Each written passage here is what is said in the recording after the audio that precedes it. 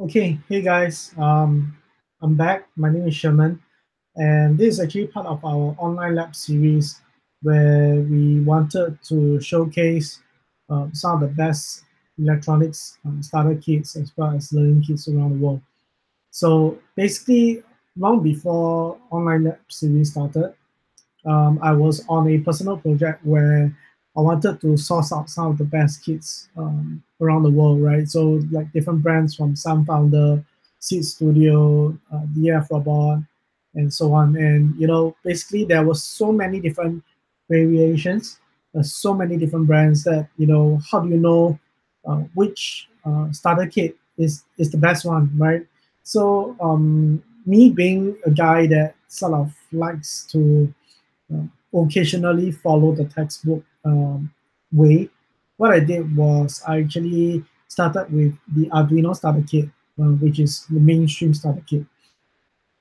And then from there, I realized that, hey, after that, I realized there's so much that I want to learn, but yet, honestly, there wasn't enough, say, exercises in the book itself that came with the Arduino starter kit. Sure, it covered pretty much the basics, that's for sure. But I wanted more. I was hungry to learn more. So with that, I started to source online for different starter kits that are available. The very first Arduino compatible starter kit I ever bought was by what was the brand? Yeah, Sunpowder. So that was the very first brand that I bought from. And then after that, I started looking at Seed Studio. I haven't bought anything from Seed Studio yet, but from what I can see, they are really good at that. And I really like the idea of having I lost my train of thoughts. But yeah, basically they allow you to clip on the cables and so on easily, so you don't have loose wires running all over the place. And then eventually I came over to that, right? So if you were to compare the social media followers and so on, honestly, that I mean, it's not a secret. Everybody can tell when you visit the page, but they don't have as much followers. So from a techie's perspective, naturally we feel that we feel it's suspicious. Like, can we really trust a brand? Are they really that good, and so on? But I did my homework, and I actually went to research on all their products and to kind of figure out what do they have in comparison to with the other Arduino compatible kits. And then, I really feel that they deserve a spot on the platform as being one of the best electronic kits in the world. So we spoke to them. I spoke to them, and they actually decided to send us their kit. So what you see here is actually the. Okay, I have a couple pins here. I'm just going to remove it. So this is actually the ultimate starter kit for Arduino. At that, right? I'm just going to focus the camera a little bit.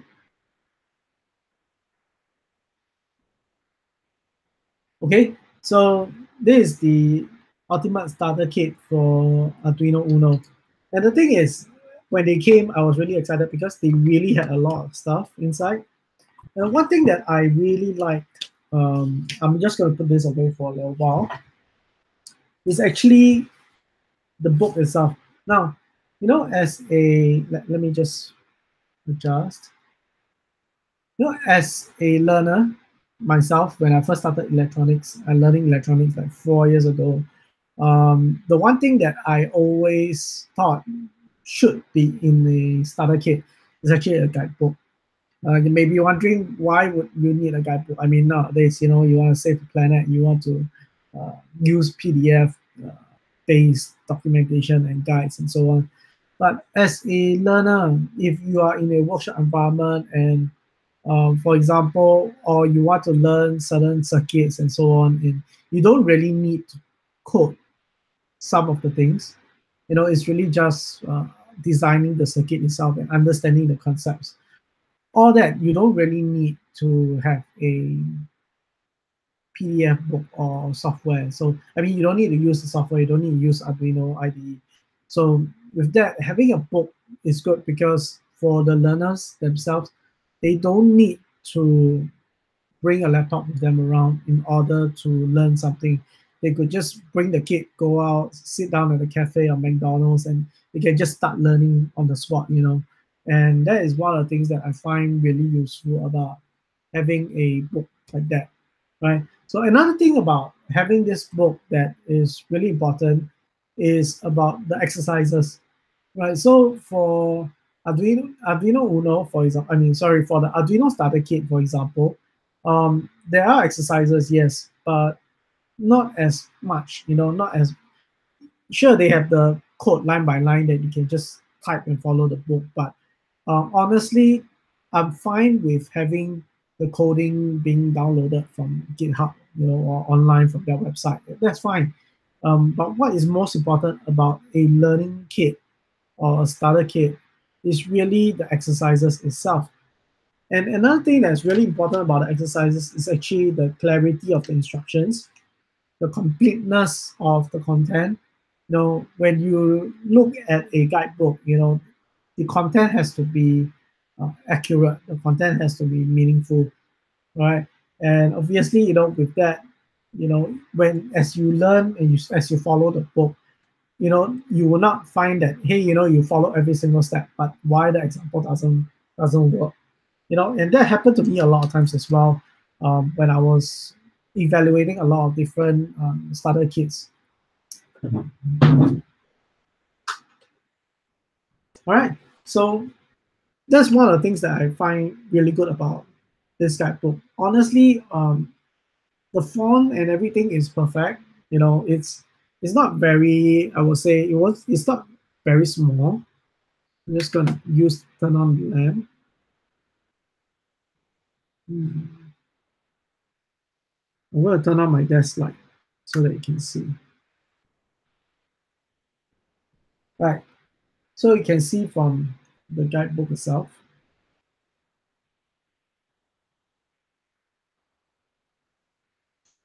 Okay, they actually make it really very clear, everything that you need to know and follow. And they provide a lot of additional information for you to learn about how the various circuits and ideas and projects, how they really work. So it's not just follow the book and execute kind of learning experience, but you actually get to understand something as you are following the guidebook. So this is one of the things that I consider to be one of the greatest benefits, you know, of getting the ultimate starter kit by Arduino for Arduino by Adept Studio. All right. So with that, so there are a lot of exercises. In fact, you know, the fact that I've evaluated so many electronic kits around the world, I have tried so many different exercises, but you know, the same thing I do, I would still go through each exercise. I would actually try it out because I needed to know if you know the particular exercise is written well, whether you know there are errors in the exercise itself. Now, first and foremost, I have to say this: I'm not a electronics or electrical engineering student. So honestly, you know, I like to rehash and relearn because I always believe in hands-on. The more you do something, you know, with guided examples, obviously, the more you do it, the more you practice, the better you are at understanding it. And I always believe that, you know, when you see things working, you put them together, you connect the wires and capacitors together, and you start measuring the waves and so on. That is where you really understand like the concepts that is being taught in a textbook, for example. So that is something that is very important. So yeah, they have a lot of exercises, really awesome stuff. You know, even stuff like formulas and so on. Those are some of the things that I really like about the book. You know, they really explain it clearly. Okay.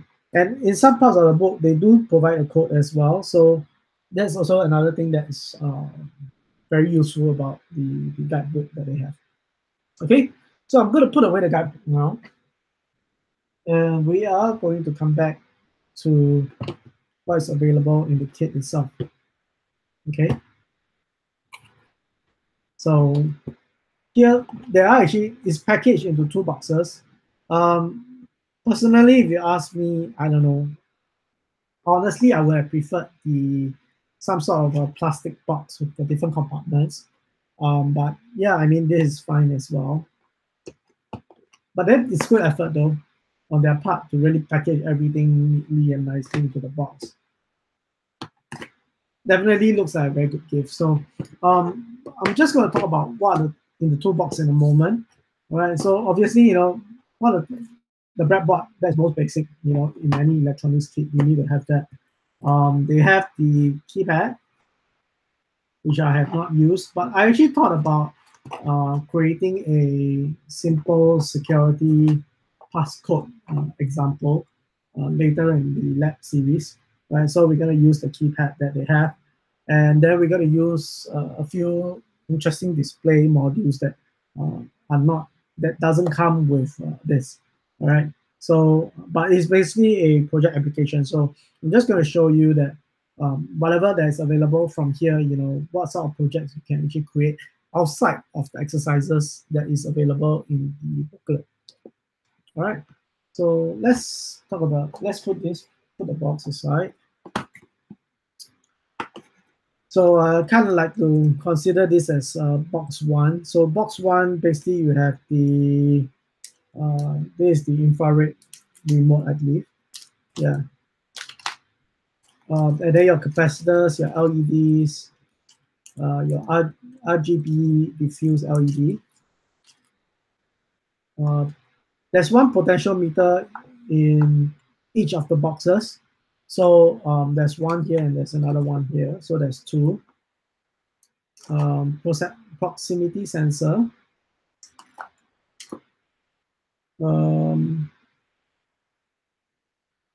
This is I believe by the code, this is actually the accelerometer. Yeah, correct. 3-axis accelerometer. So this is the one. All right. Your LCD display. This is your IR motion sensor. Your DC motor. This is the temperature sensor, temperature and humidity. So this box is actually for the Arduino Uno or the Adept Uno, right? So those are the things available in this particular box. A couple of things that we can also very interestingly do, especially for the idea of the project I was just mentioning, doing the keypad for the lock and the display. For example, the proximity sensor, we can use the proximity sensor to detect how close a human being is to the display or a particular object is near the display. So as the object is moving closer to the display, it will actually detect, and then as it comes closer, it will reach a certain distance, and you will start brightening the display. Because in a real world application or prototype, if you are building it,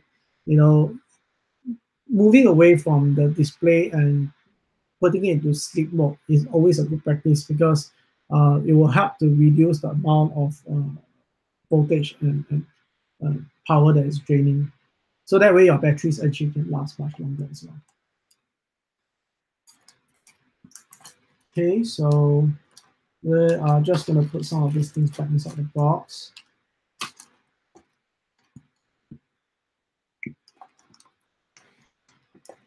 Okay. I won't be really going into any exercises or examples tonight. So basically, the last week or so, I've been quite busy trying to get myself sorted out as the learning platform. And obviously, it's important to make sure we have time to prepare everything properly. There's no use in trying to rush a lab series, and the content is not as good. The learning content is not as good. That is what I've been focusing on. Okay, hang on. Items are just messy.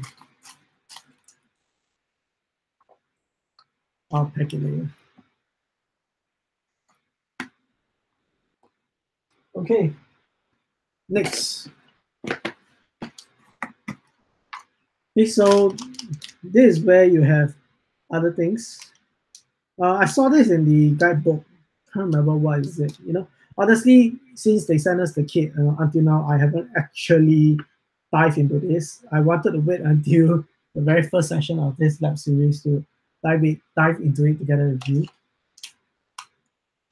Okay. And then we have the I was playing with this the other day. You should go over to the was it my Instagram account or the online lab series Instagram account? But anyway, I sort of posted a video about how this would work, and I also developed an idea for a project that can be used during the lab series as well. Okay, then our servo motor,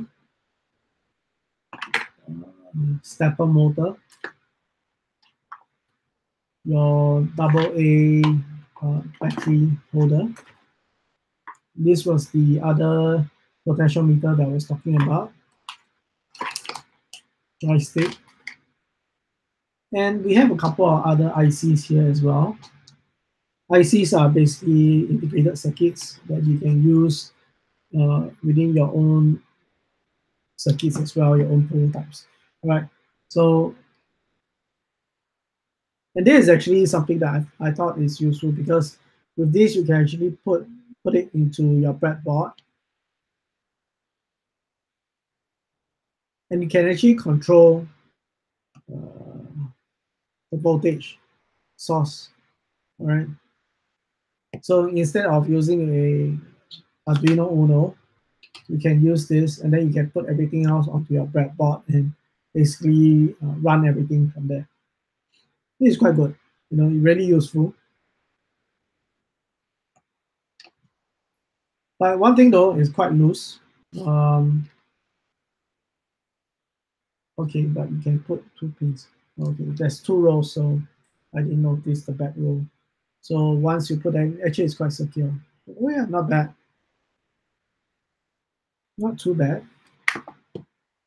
Okay. Okay, let me just let me just.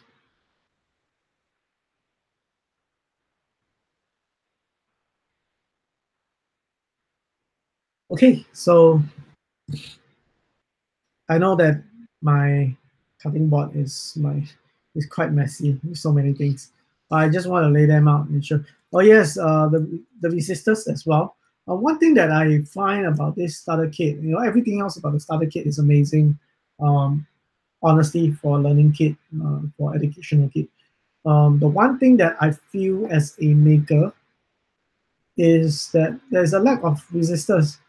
The thing is this: if you want to create a good educational learning kit and you want the users to be able to build something with it while continue their learning, it is always good to provide a couple of extra resistors because honestly, resistors don't cost that much. So, yeah, I feel that the team at Adapt should take that into consideration and add more resistors into the ultimate starter kit. Obviously, because it's the ultimate kit, right? So clearly, I think that you should put a bit more. Yeah. So basically, that's about it for the Adapt kit. So yeah, I want to talk about the. Actually, you know what? We don't need to use an external display for the keypad lock and proximity sensor. So we can use the LED display. Right, we can use the LED display to display any information regarding the user keying the right PIN code and so on and so forth. And every time the user presses something, we can display asterisks, instead of the actual key code, which is also something that I have in mind, which simulates a security display. So technically, with everything that we see in the Adapt Studios kit, with everything here, inclusive. Sorry, I know I'm blocking the way. So with everything included, there are a lot of things that we can create and work with. And during the lab series itself, I am going to also get other kits from Adapt Studio. And the request is already sent to those guys over there. So the idea is that they will be sending over a few more educational and learning kits. Um, and then based on those kits, we are going to explore what are some of the projects you can actually create out of the box. So in other words, basically, I'm going to tell you that you don't need to buy anything else, and you can do some really, really cool projects with everything that's available. All right. So basically, that's really the first session. And then another thing during this first session that I want to talk about is also this development platform called Platform IO. So I'm just going to switch over to my screencast. Let me just do that.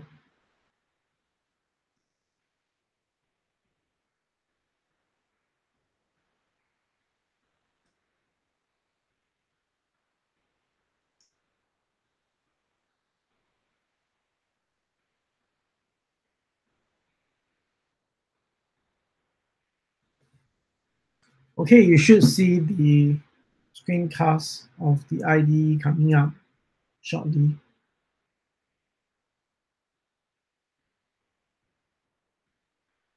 Yeah, okay, so this is basically the platform IO IDE. All right, this basically, I've been using this now. When I first started, obviously, I started with Arduino IDE.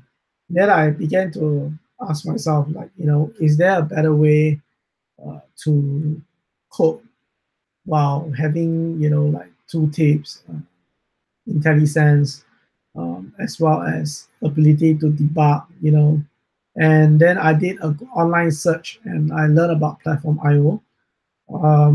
I would say that I have become good friends with uh, the founder of Platform IO, but I do know him. And I mean, I really appreciate that he actually provided the sponsorship for the online lab series.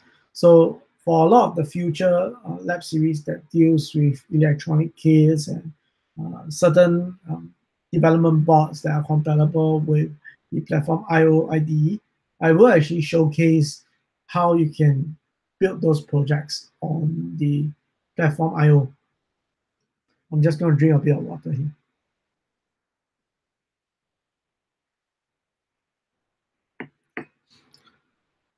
Okay, so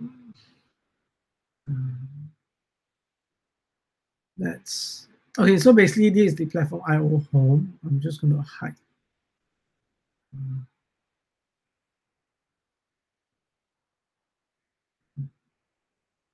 Okay, so this is the platform IO home. Basically, over here, it lists all the projects I've created previously, so I can always easily access those projects. All right. Then, of course, the account info, I won't go into that. I will talk about the libraries. So the libraries is sort of like a one-stop shop where you can look for all the different supported libraries, to work with different Arduino-related projects. So they actually have everything here. And it's really good. I really like this interface because every time I needed a project, I needed to work on a project, I needed a library file. This is actually the very first place I will search because obviously, I wanted to know if Platform IO supported the library. And most of the chances are they do. And if they doesn't support the library, you can always write into the team. And their responses are usually really good. I really like communicating with the team behind Platform IO.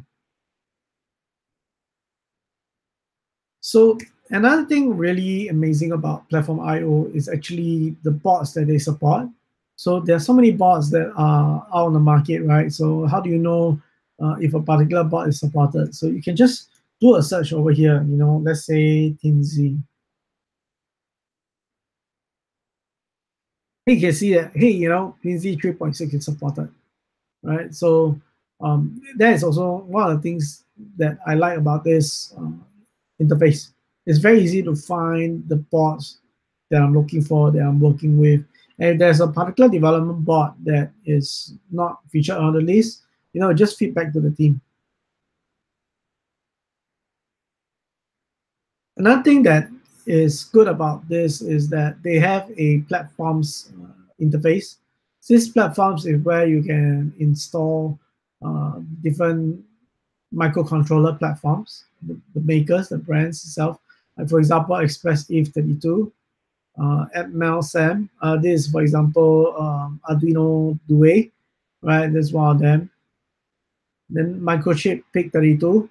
So recently, for the 4D Systems Lab series, um, the team at 4D Systems, they were very kind to speak on behalf and get Microchip to send me some development bots, and two of those development bots are actually PIC 32. So what that means is that when they have a new product launch coming up soon, I will be able to use this interface to code, which is awesome. Right, and then of course STM32. Okay, so there are different kinds of frameworks that are supported as well. And one of the things that you probably work with, that you'll definitely get in touch with as you get more advanced into electronics and learning with Arduino. One of the things is the ESP IDF. The ESP IDF is actually part of the ESP32 framework. Basically, this is the lower level framework that you can use to work with the hardware itself, which is really good. Obviously, ESP32, you can use the Arduino IDE. That's a simpler and more high level way of working with the board. But from a performance perspective, the more levels that you have on top of the underlying code or hardware, the amount of effort and work that is required to be done is a lot more. So, logically speaking, from my experience in software engineering, the more layers there are, the more processing power the microcontroller is going to require. So, if you actually learn to code at a much lower level framework, it means that the program, when you compile it and you send it to the microchip on a microcontroller, there's less work that needs to be done to interpret the code or to run the code. So that will actually help your application to perform a lot faster as well, and obviously use less resources as well. So if performance is your concern, if you are working with a prototype, and if you are working with, say, for example, the Adept Studio electronic kits, and you have idea, right? So with that idea, you need to think about your power drainage. You need to think about um, how responsive your prototype needs to be. So these are a couple of things that you need to think about. So I won't dive too much into that today. I just want to give you an overview and to share with you that the platform IO is going to be the platform that I will be using a lot during the lab series itself. Occasionally, I will still go back to Arduino IDE.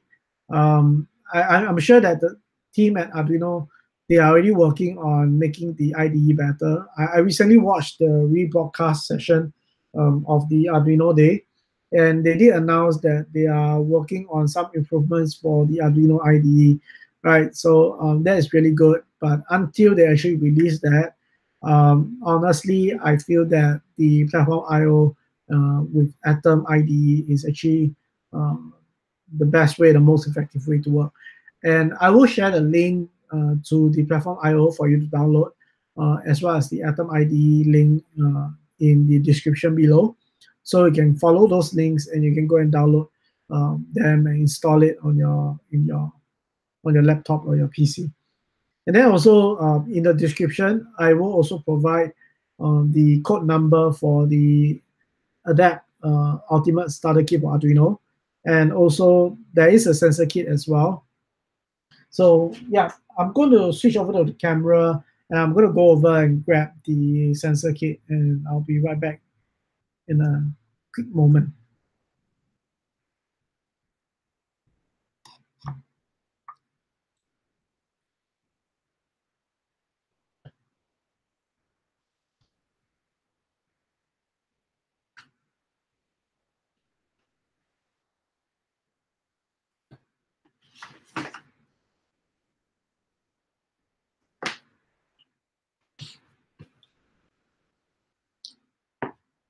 Okay.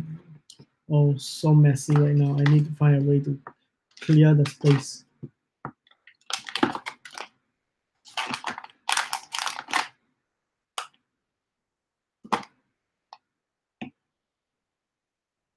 Yeah, but I always like my desk to be filled with all this electronic stuff. Uh, it's something that I always geek out over, and I'll probably snap a photo of this later. Everything messy on the table. Okay, so here we have the. I'm just gonna shift the camera a little bit. Let me move everything out of the way.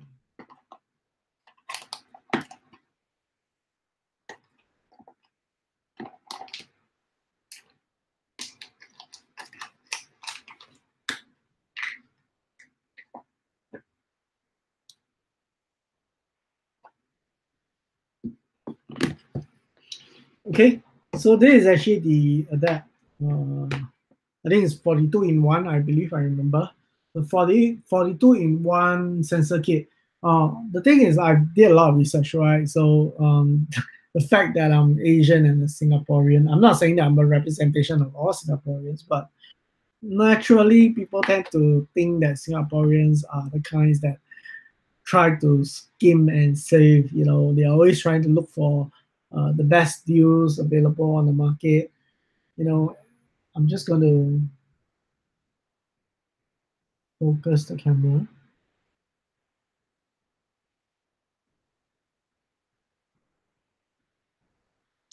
Okay, so basically, after doing a lot of research online and trying to find what are the best sensor kits on the market, this is actually one of the best.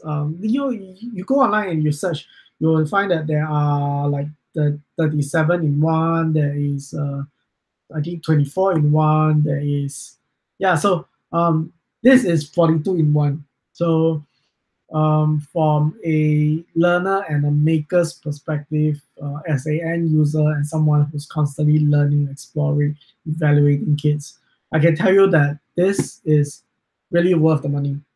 Now, I'm lucky enough that because I'm showcasing their products in a lab series, they are sending it to me. They are sending the kits to me for free. So I'm really lucky in that sense. But yeah, to the guys who's watching this, and you're thinking about whether or not you should get the kits from them, or whether you should get a sensor kits from them, my recommendation is you should, right? They're really worth it. And there's so many things inside. Another thing that I like about the sensor kit, which is like a huge bargain for me, is that they have another Arduino Uno. Yeah, I think it's Arduino Uno. I haven't even opened this, so you can see it's all like brand new. I did open it. And I opened it and I was like, oh wow, there's so much, so many things. So yeah, there's a Uno here.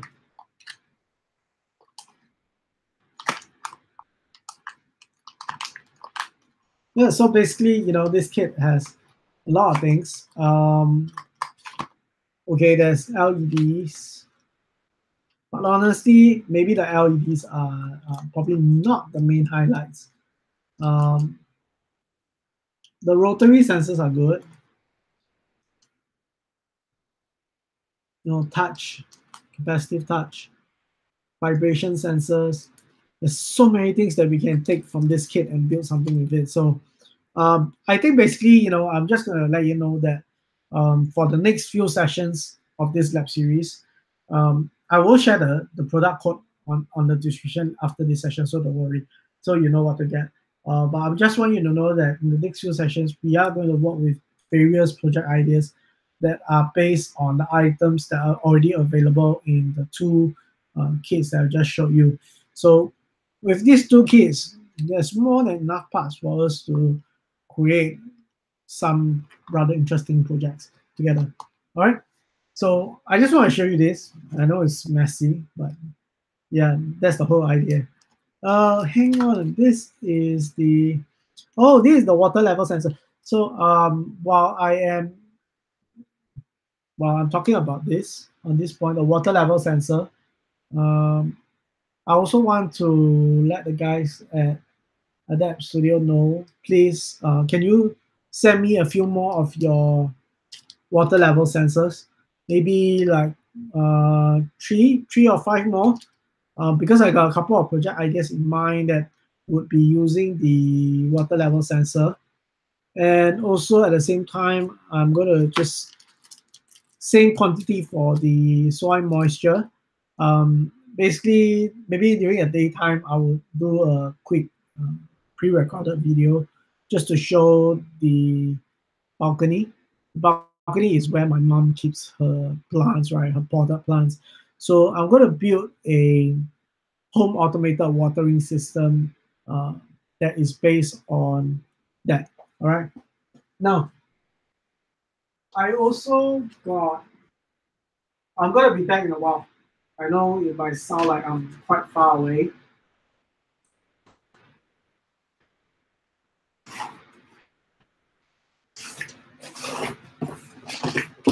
So recently, in support of the lab series, thankful to the generous donations from one of our brand partners, I have actually ordered some water pumps. So I have like 3 water pumps. All right, they all have their individual power source. So using these water pumps, we're gonna build a automated home watering system. And honestly, I think my mom's gonna love me for it. So yeah, so that is something that is ahead for us. So I think that's about it for today. I'm just keep it as short as possible. And tomorrow, next week, same time, we will deep dive into all of this. All right. So thank you very much, guys. I really appreciate the time that you're watching this. And of course, please like and subscribe to our YouTube channel. And the next time we go live, obviously, you'll be able to receive a notification that tells you that we are live. All right. Thank you very much, guys. Bye.